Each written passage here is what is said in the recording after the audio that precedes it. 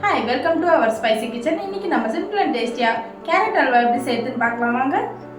Carrot halwa செய்ய தேவையான பொருட்கள், நான் வந்து 3 ஊட்டி கேரட் வந்து துருவி வச்சுருக்கேன். அப்புறம் சர்க்கரை, பால், முந்திரி, திராட்சை, நெய், ஏலக்காய் பொடி.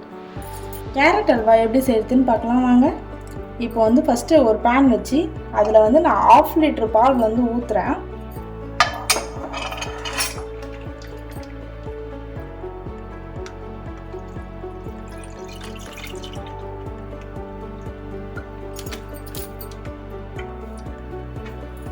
இந்த பால் வந்து சிம்மில் வச்சு நல்லா ஏடு படிய சுண்ட சுண்ட நம்ம காய்ச்சிக்கலாம். நல்லா இந்த மாதிரி திக்கான கன்சிஸ்டன்சி வந்தோடனே நம்ம வந்து ஸ்டவ் வந்து ஆஃப் பண்ணிக்கலாம். நல்லா ஏடு படிய நம்ம காய்ச்சிருக்கோம். இப்போ வந்து நம்ம வந்து கேரட் அல்வா எப்படி செய்யுதுன்னு பார்க்கலாம். இப்போ வானல் சூடானோடனே ஃபஸ்ட்டு வந்து நம்ம வந்து நெய் போட்டுக்கலாம். நான் வந்து ஒரு டேபிள் ஸ்பூன் நெய் ஊற்றிருக்கேன். நெய் சூடானே முந்திரி, திராட்சை தேவையான அளவு போட்டுக்கலாம்.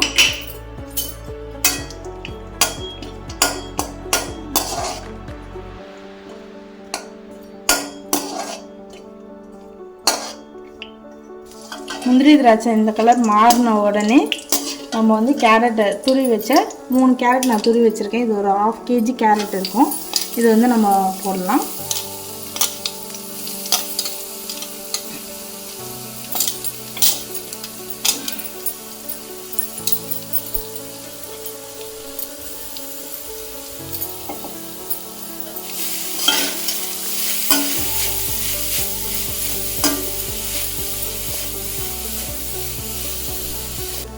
கேரட் நல்லா வதங்கினோடனே நான் வந்து ஒரு 200 கிராம் சர்க்கரை வச்சுருக்கேன். 200 கிராம் சர்க்கரை நான் போட்டுக்கிறேன். இது வந்து ஊட்டி கேரட், அதனால் கொஞ்சம் ஸ்வீட் கம்மியாகவே போட்டுக்கலாம். நாங்கள் வந்து வீட்டுக்கு வந்து சர்க்கரை கொஞ்சம் கம்மியாக தான் யூஸ் பண்ணுவோம். ஆனால் நான் இன்னும் கொஞ்சம் கம்மியாக போட்டிருக்கேன். நீங்கள் வந்து ஒரு 300 கிராம் போட்டுக்கலாம்.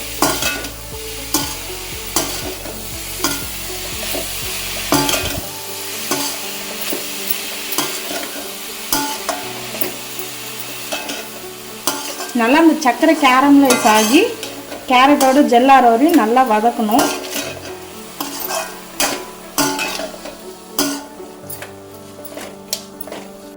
நம்ம போட்ட சுகர் வந்து நல்லா கேரமலைஸ் ஆகி இந்த மாதிரி கொதி வருது. இந்த டைமில் நல்லா ஒரு 2-3 நிமிஷம் நல்லா வதக்கிக்கோங்க.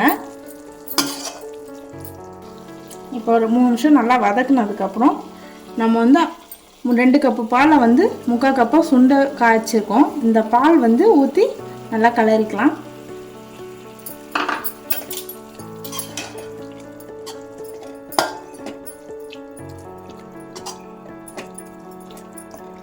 நீங்கள் வந்து கோவாவாக ரெடி பண்ணி போடுறதுனா லாஸ்ட்டாக போடலாம். நான் வந்து டைரெக்டாக பாலே ஊற்றிட்டேன்.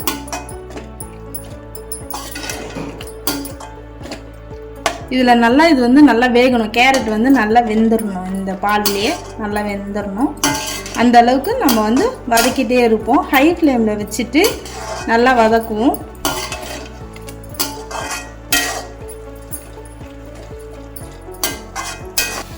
நம்ம நல்லா வதக்கிட்டோம்.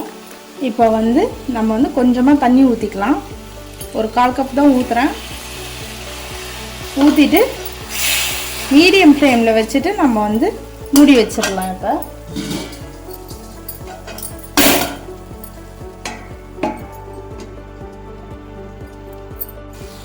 நம்ம நல்லா வெந்துடுச்சு. இப்போ நம்ம தண்ணி ஊற்றி மூடி போட்டு வச்சோம். 5 மினிட்ஸில் நல்லா வெந்துடுச்சு.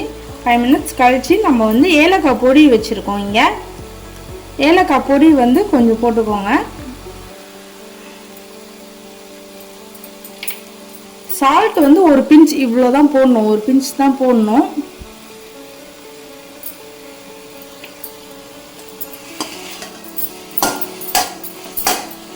இப்போ போட்டுட்டு நல்லா கலரிட்டு நம்ம வந்து நெய் வச்சுருக்கோம்.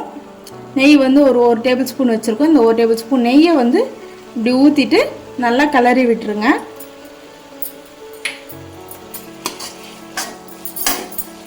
கடைசியில் இந்த மாதிரி நெய் ஊற்றினா உங்களுக்கு வந்து கலர் நல்லா இதுவாக இருக்கும்.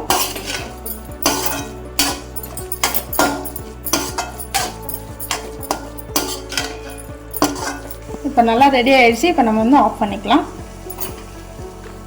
சுவையான கேரட் அல்வா தயாராகிடுச்சு. யூஸ்வலாக கேசரி, குலோப் ஜாமுன் அந்த மாதிரி பண்ணுறதுக்கு பதிலாக இது வந்து ரொம்ப ஈஸியாகவும் பண்ணிடலாம். நம்மளுக்கு வந்து ரொம்ப டேஸ்டியாகவும் இருக்கும் இந்த கேரட் அல்வா. இது வந்து வீட்டில் ட்ரை பண்ணிவிட்டு கமெண்ட் பண்ணுங்கள். உங்களுக்கு பிடிச்சிருந்தா லைக் பண்ணுங்கள், ஷேர் பண்ணுங்கள், சப்ஸ்கிரைப் பண்ணுங்கள்.